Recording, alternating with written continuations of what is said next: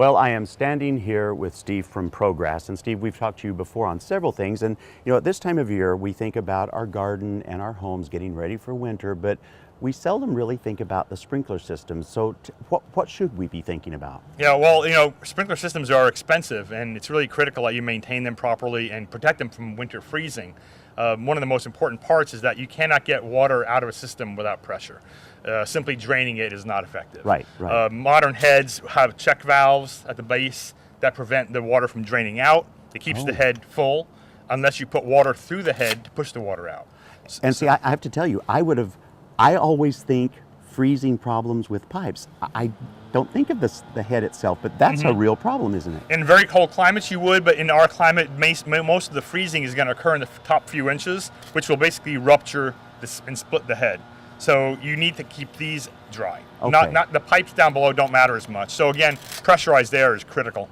And just draining it alone doesn't work. No. Why? Because of gravity? What does that do? Systems have a vacuum, so when you open the drain, the water cannot drain through because it's stuck in there.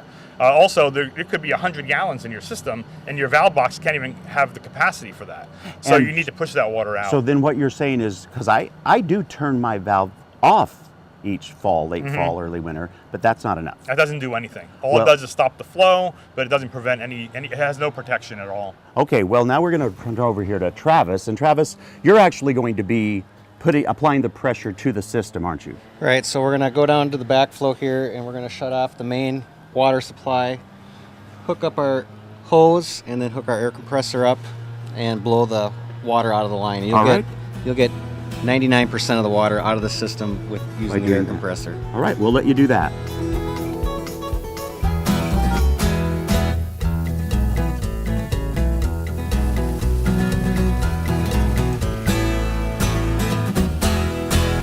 So I got to say, Steve, that the amount of water that was blown out of the system, I would have never thought that much water was in a sprinkler system, yet there it was. So that was amazing. Yeah, irrigation systems have a lot of water in it, and now that the system is put to bed, it's going to be safe. Wonderful. Now, also tell me what I'm holding here. This is limestone, and limestone basically is known to adjust pH, and the purpose of that is to allow the soil to free up nutrients that are locked up that can't be available for the grass to use. Okay, so then if that's what a lot of us use on our lawns, which I know it is, what is this? Well, this is a blend of product that includes not only the limestone, but also fertilizer. Sometimes people get confused with lime, thinking that it's going to add something to the soil, when really all it's doing is allowing what's in it to become available, but it doesn't add anything to it. So this product that we apply does both. It'll fertilize the lawn so that it has a longer term color and health. So in the winter it has good root development, but it also allows the soil pH to be adjusted and become less acidic so that the nutrients that are there can also be used. Well, and that makes a lot of sense. And then also in your hands, you have a tool that you tell me that you use a lot, but tell me why for us working at our lawns that you don't really need to know that. Yeah, I generally don't recommend the use of a handheld pH meter because we know our soils are acidic every winter. We just know that, it's a fact.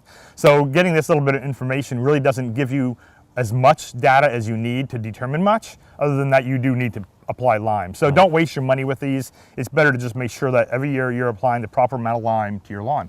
Well, there you have it. All of us want our home to be safe in the winter. We want our gardens to look good, and we want to take all the money we've invested in those things to come out nice in the spring. So for more information, you can go to gardentime.tv. We're going to click you over to the ProGrass website, and you can ask them your questions and have them come out and help.